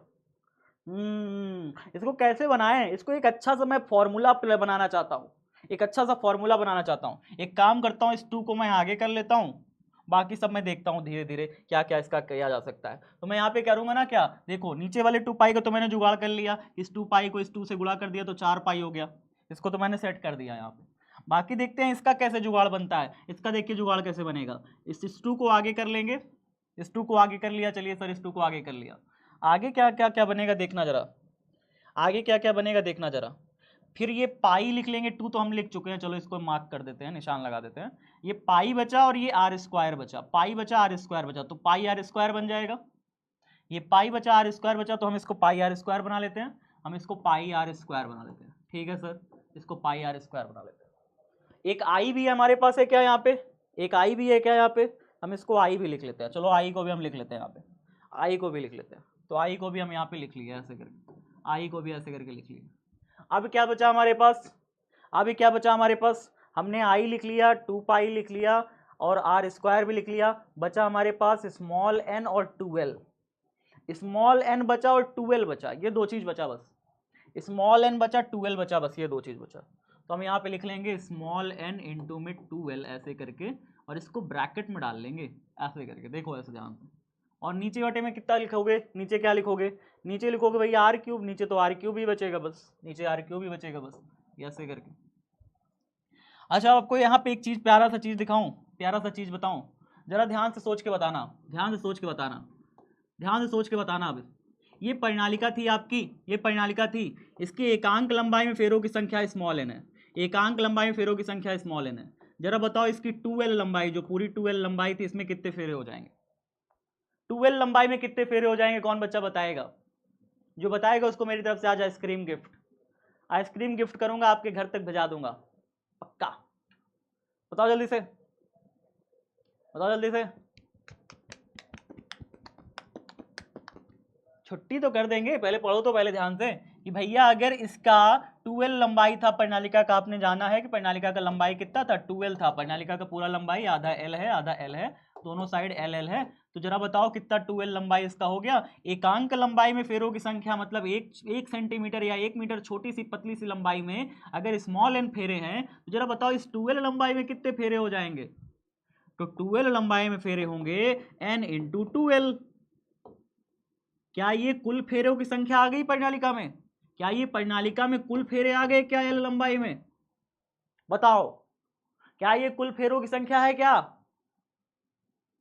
बिल्कुल है। आपसे कोई कह दे कि प्रणालिका के 1 सेंटीमीटर लंबाई में मान लो 40 फेरे हैं, तो प्रणालिका की पूरी लंबाई में कितने फेरे होंगे, जबकि प्रणालिका की पूरी लंबाई में आपको कह दूं 5 सेंटीमीटर है। बताओ, अगर मैं आपको कह दूं प्रणालिका की 1 सेंटीमीटर लंबाई में 40 फेरे हैं, तो एकांक लंबाई में फेरों की संख्या आपको स्मॉल एन पता चल गई। आपसे फिर मैं कह दूं कि प्रणालिका की जो कुल लंबाई है ना वो 5 सेंटीमीटर है, तो बताओ प्रणालिका के कुल फेरों की संख्या कितनी हो जाएगी? तो बता पाओगे कितनी हो जाएगी? बिल्कुल कह दोगे। तब कहोगे सर प्रणालिका में अगर कुल लंबाई प्रणालिका की 5 सेंटीमीटर है ना, तो प्रणालिका में कुल फेरे कितने हो जाएंगे? कुल फेरे हो जाएंगे भैया 5 चौके 20, 5 4 जा 20, 200 हो जाएंगे कि नहीं हो जाएंगे बताइए। आ रहा है समझ? आ रहा है समझ? तो 12 लंबाई में कितने फेरे हो जाएंगे? 12 लंबाई में हो जाएंगे स्मॉल एन इंटू 12 फेरे। तो ये क्या है? प्रणालिका के कुल फेरे हैं, कुल फेरे, प्रणालिका की पूरी लंबाई में कुल फेरे। तो इसको देखिए कैसे लिखते हैं, b बराबर म्यू नॉट अपॉन में 4 पाई। ये आ गया प्रणालिका का कुल फेरा, तो हम इसको लिखेंगे 2 कैपिटल N लिख देंगे। और ये तो आई है, ये है। ये बताओ पाई आर स्क्वायर ये क्या है? क्या क्षेत्रफल का फॉर्मूला होता है पाई आर स्क्वायर? क्या ये क्षेत्रफल का फॉर्मूला है पाई आर स्क्वायर? जरा बताओ। होता है ना, वृत्त की त्रिज्या का, वृत्त का क्षेत्रफल का फॉर्मूला। तो ये प्रणालिका का ये वाला हिस्सा वृत्ताकार तो है, इसका क्षेत्रफल ही तो मिल गया ना, ये पाई आर स्क्वायर। क्या क्या मिल गया? क्षेत्रफल मिल गया। चलो बटे में नीचे लिखो आर क्यूब। ये एन आई ए कुछ जाना जाना फॉर्मूला लग रहा है क्या? ये एन आई ए कुछ जाना जाना फॉर्मूला लग रहा है? एन आई ए कुछ जाना जाना फॉर्मूला लग रहा है क्या किसी को? किसी को जाना जाना फॉर्मूला लग रहा है? Capital M. वेरी गुड, एक बच्चे ने बताया, बस एक बच्चे ने। कैपिटल एम है, चुंबकीय द्विध्रुव आघूर्ण का फॉर्मूला है ये, चुंबकीय द्विध्रुव आघूर्ण का। सारी चीजें पीछे करा चुका हूं, फिर भी भूल जाते हो सब बच्चे। भूल इसलिए जाते हो, रिवीजन नहीं करते टाइम पे ना, इसलिए। तो 2 हो जाएगा यहाँ पे, एन आई ए की जगह हम रख देंगे चुंबकीय आघूर्ण, एम लिख देंगे, बटे में नीचे लिख देंगे आर क्यूब। इस तरीके से एक प्यारा सा फॉर्मूला बन के निकलेगा। ये प्यारा सा फॉर्मूला बन के निकला।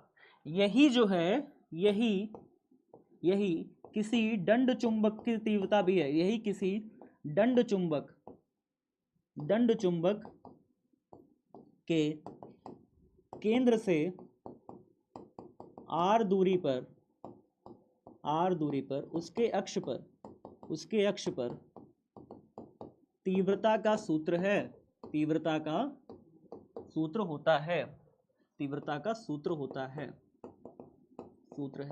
मतलब ये सूत्र क्या मिला है आपको? ये सूत्र क्या मिला है कि मान लो कोई प्रणालिका है, प्रणालिका के केंद्र से आर दूरी पर अगर आपको कोई पॉइंट है, पॉइंट पी, वहां पर तीव्रता निकालना हो, प्रणालिका के केंद्र से आर दूरी पर कोई तीव्रता निकालनी हो चुंबकीय क्षेत्र की, तो इस फॉर्मूले से निकालोगे।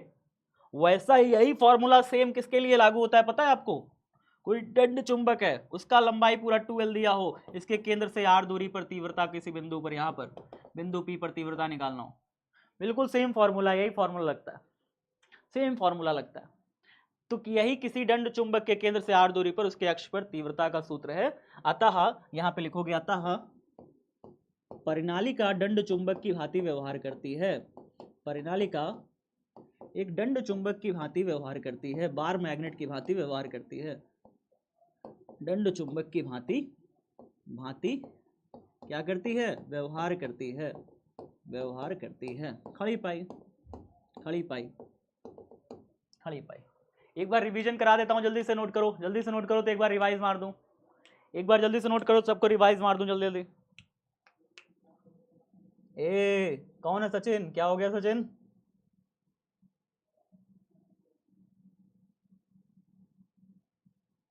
क्या हो गया जी?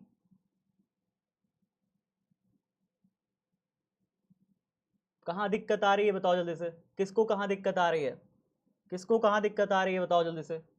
कहीं किसी को नहीं समझ में आ रहा हो तो बताओ, कहीं किसी को नहीं समझ में आ रहा हो तो बताओ।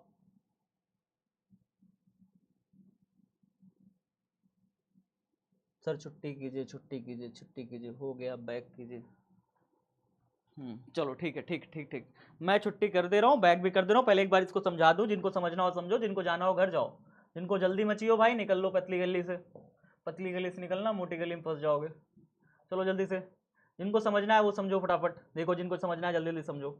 यहाँ पे क्या किया हूँ मैं, यहाँ पे क्या किया हूँ मैंने, इस फॉर्मूले को एक फॉर्मूले से निकाला है। एक फॉर्मूला है कि अगर आपको केंद्र से, जिसमें आई धारा बह रही हो, उसके x दूरी पर चुंबकीय क्षेत्र की तीव्रता निकालनी हो, v का मान निकालना हो, तो एक फॉर्मूला लगता है b बराबर म्यू नॉट अपॉन में 2 NIR स्क्वायर, अगर r इसकी त्रिज्या है तो, और x दूरी पर निकाल रहे हो तो लिखते हैं r square plus X square का पावर 3/2, ऐसा लिखते हैं।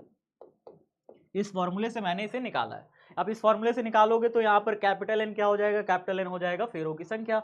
अब भैया इस dx मोटाई पे कितने फेरे हो जाएंगे, अगर मैं ये मान लूँ कि एकांक लंबाई में इसमें स्मॉल एन फेरे हैं, अगर मैं ये मान लूँ कि इसमें एकांक लंबाई में, इस प्रणालिका में स्मॉल एन फेरे हैं, तो dx मोटाई में कितने फेरे हो जाएंगे, dx मोटाई में हो जाएंगे n इंटू dx फेरे। तो यहाँ पर कैपिटल एन की जगह क्या लिखोगे इस फॉर्मूले में, कैपिटल एन की जगह लिखोगे n इंटू dx। आई की जगह आई ही रखोगे, त्रिज्या जो इसकी आर माने हो तो इसकी भी त्रिज्या कितनी मानी है हमने, कैपिटल आर ही मानी है, तो कैपिटल आर लिख देंगे इस तरीके से। अच्छा ठीक है सर, यहाँ पे हम 2 लिखेंगे, 2 लिखेंगे, आर लिखेंगे, आर स्क्वायर लिखेंगे, प्लस में एक्स क्या है, दूरी है, केंद्र से दूरी। यहाँ पर जो आपने dx लिया है, इस dx से केंद्र से अगर इस दूरी को निकालेंगे तो भाई शुरू से जो है ना, यहाँ से इसके केंद्र से यहाँ तक की दूरी r है, और यहाँ से यहाँ तक की दूरी कितनी है, x है। तो यहाँ से इस जो dx मोटाई है, इस dx मोटाई से अगर आप इतनी दूरी निकालोगे तो कितनी आएगी, r माइनस एक्स आएगी। dx मोटाई से कितनी दूरी आएगी, dx मोटाई से यहाँ तक की कितनी दूरी आएगी, कहोगे सर r माइनस एक्स आएगी, है ना। तो r माइनस एक्स का क्या किया, स्क्वायर किया, मतलब इसके केंद्र से अगर आप निकालोगे ये पूरी प्रणालिका ही तो बनी, मतलब ये पूरा वृत्त ही तो बनेगा ऐसे घूम के। इसके सेंटर से अगर आप निकालोगे तो दूरी कितनी आएगी, r माइनस एक्स ही तो आएगी, है ना, है ना।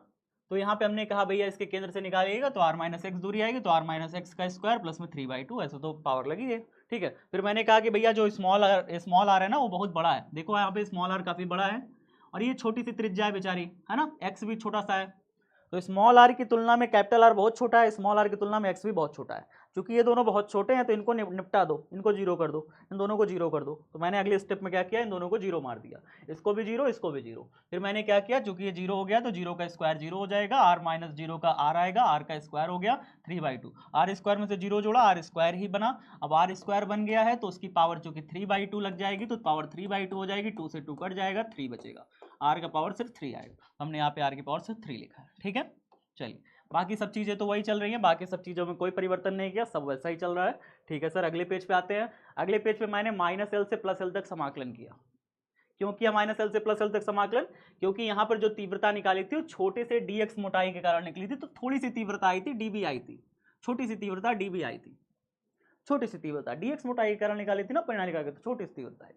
अब पूरी प्रणालिका के कारण तीव्रता निकालना है तो भाई मैं यहाँ से इस हिस्से से इस हिस्से तक समाकलन करता हूँ। ये हिस्सा इसका -L कहलाएगा, ये हिस्सा +L कहलाएगा, बीच में सेंटर है ना, बीच में O, बीच में केंद्र बिंदु है, केंद्र बिंदु से इधर वाली दूरी -L, इधर वाली दूरी +L, तो -L से लेके +L तक इसका समाकलन कर देंगे। वही किया हमने, -L से +L तक इस dB का समाकलन किया, dB का जो वैल्यू आया था dB की जगह ऐसे रख दिया। dB का देखिए यही वैल्यू निकाल के लाए थे, ये वैल्यू निकाल के लाए थे ना, NIR square dx r cube, NIR square dx r cube, ये था ना वैल्यू। चलिए सर ठीक है। अब इसमें कांस्टेंट जो जो चीजें हैं वो बाहर आ जाएंगी। कांस्टेंट कौन कौन सी चीजें हैं, म्यू नॉट अपॉन में 2 कांस्टेंट है, NI आर स्क्वायर कांस्टेंट है, r क्यूब कांस्टेंट है, सब बाहर आ गई। अंदर फंसा रह गया बेचारा dx, छोटी सी जो दूरी थी dx, छोटी सी जो मोटाई थी वो अंदर फंसी रह गई, जो dx है बेचारा वो फंसा रह गया। dx क्या है, छोटी सी मोटाई है प्रणालिका पर। अब इस छोटी सी मोटाई का समाकलन करेंगे तो पूरी मोटाई आ जाएगी, मतलब पूरी प्रणालिका की लंबाई आ जाएगी, और पूरी प्रणालिका की लंबाई कितनी है, 2L है। तो पूरी प्रणालिका की लंबाई जब इसका समाकलन किया, यानी छोटी छोटी छोटी छोटी सब दूरी जोड़ दिया, तो पूरा आ गई प्रणालिका की लंबाई 2L। बस इतना सा करना है। अब उसके बाद मैंने क्या किया, मैंने कहा सब लिख लो, म्यू नॉट अपॉन में 2 लिख लो, n लिख लो, r स्क्वायर लिख लो, r क्यूब लिख लो, 2L लिख लो। फिर उसके बाद मैंने कहा 2 पाई से ऊपर नीचे गुणा भाग कर दो। देखो यहाँ पे मैंने क्या किया, 2 पाई से ऊपर व नीचे गुणा भाग करने पे, गुणा भाग भी मैंने कर दिया, 2 पाई से ऊपर नीचे गुणा भाग। तो यहाँ से ये 2 और ये 2 मिल गया, कितना बन गया, 2 2 जा 4 पाई, कितना बन गया नीचे, 4 पाई बन गया। देखिए 4 पाई, नीचे आर क्यूब, नीचे आर क्यूब, नीचे तो 4 पाई आर क्यूब बन गया ना।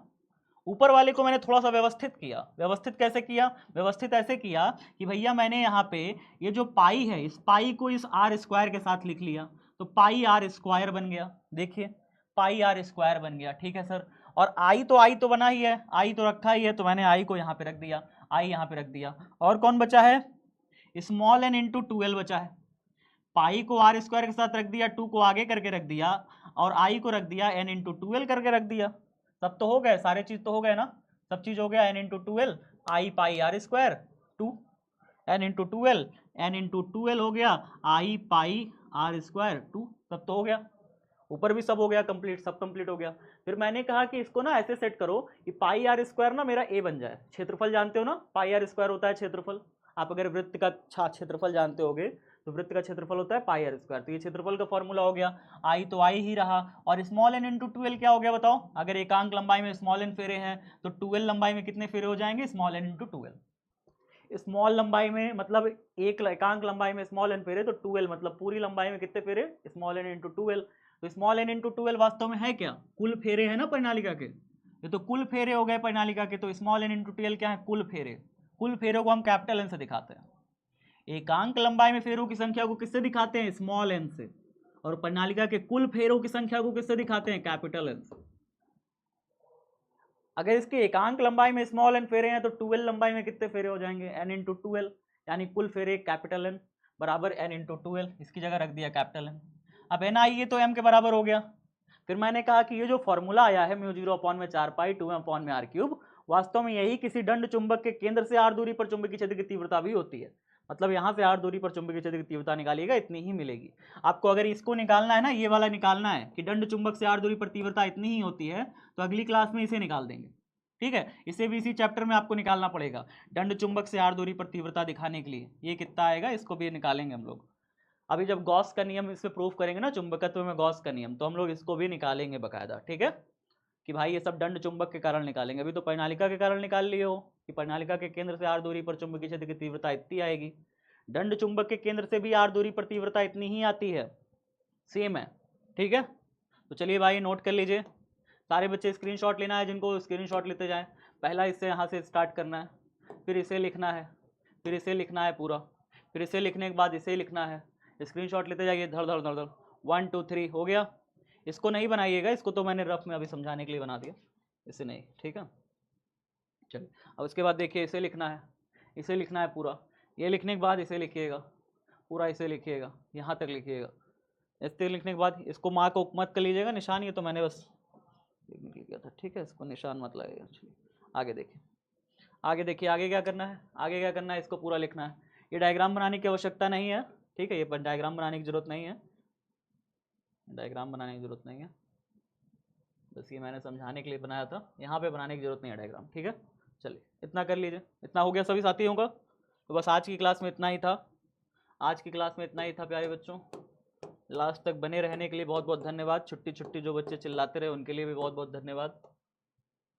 हाँ, क्या क्या निकाला हमने, क्या क्या निकाला हमने? तो हमने निकाला कि अगर आपको परिनालिका के केंद्र से, हमने निकाला कि अगर आपको किसी परिनालिका के केंद्र पर चुंबकीय क्षेत्र की तीव्रता निकालनी होती है, वो तो हमने कल YT पे निकाल लिया था, म्यू नॉट NI होती है, ठीक है। और अगर परिनालिका के केंद्र से x दूरी या r दूरी पर अगर आपको चुंबकीय क्षेत्र की तीव्रता यहाँ पर चाहिए, परिनालिका के अक्ष पर, परिनालिका के अक्ष पर किसी बिंदु पर चाहिए, तो फॉर्मूला कौन सा लगेगा? फॉर्मूला लगेगा b बराबर म्यू नॉट अपॉन में 4 पाई, और क्या लगेगा? 2m अपॉन में r3। ये फॉर्मूला लगेगा, ये फॉर्मूला लगेगा। m क्या है? चुंबकीय द्विध्रुव आघूर्ण है। m क्या है? चुंबकीय द्विध्रुव आघूर्ण है, चुंबकीय द्विध्रुव आघूर्ण है, चुंबकीय आघूर्ण है। और इसका जो मान होता है प्यारे बच्चों, वो कितना होता है? चुंबकीय आघूर्ण का कितना होता है? m बराबर NIA। कितना होता है? NIA, जहाँ n फेरों की संख्या है, I धारा है, और ये क्षेत्रफल है, ठीक है। इतना था। आगे देखते हैं, आगे देखते हैं। होमवर्क में इस लेक्चर को दोबारा देखना है। अगर कहीं नहीं समझ में आया तो इस वीडियो को दोबारा देखें। इस लेक्चर को क्या करना है? दोबारा देखना है। लेक्चर को दोबारा देखो और समझो, दोबारा देखो फिर से समझो, कहीं नहीं समझ आया तो दोबारा देखो वह समझो, ठीक है। समझो इसे फिर से अगर कहीं नहीं समझ में आया तो। यही आपका होमवर्क है आज। DPP जरूर बना लेना, डीवीपी मिलेगी अभी, उसे भी बनाना, ठीक है। चलिए अगली क्लास कौन सी होगी हमारी? अगली क्लास हमारी, अब मुझे ध्यान नहीं आ रहा अगली क्लास क्या पढ़ाएंगे हम लोग। एक मिनट, अगली क्लास में बता दे रहा हूँ क्या पढ़ेंगे हम लोग, क्या लगी है अगली क्लास। अच्छा कल तो सैटरडे है ना, सॉरी सॉरी, कल सैटरडे है, कल तो टेस्ट है, कल तो टेस्ट है हमारा। तो कल हमने हफ्ते भर में जितनी भी चीज़ें पढ़ ली थी उसका टेस्ट है। तो बेस्ट ऑफ लक कल के टेस्ट के लिए। हाँ लाइव पोल है कल। यार लो पटपट पटपट, जैसे ही नेट ऑन करो पटपट पटपट पटपट पटपट। चलो तो एक बात बताओ जल्दी से, अब छोटा सा एक पोल करा दो, छोटा सा एक पोल करा दो। जो पढ़ने वाले बच्चे होंगे वही बच्चे होंगे, बाकी सब तो चले गए होंगे। एक छोटा सा पोल करा दो, फिर जाओ। कहाँ गया जी? ये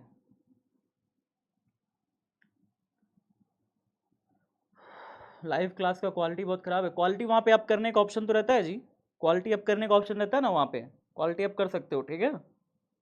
चलो एक छोटा सा पोल करा दो फटाफट, सब बच्चों को यस दबाना है, ठीक है, नो नहीं दबाना है किसी को। नो मतलब कुछ नहीं होता, यस होता है सब कुछ बस, ठीक है। चलो बहुत बढ़िया, बाय बाय, धन्यवाद, ख्याल रखिए अपना सभी साथी। जय हिंद, जय भारत।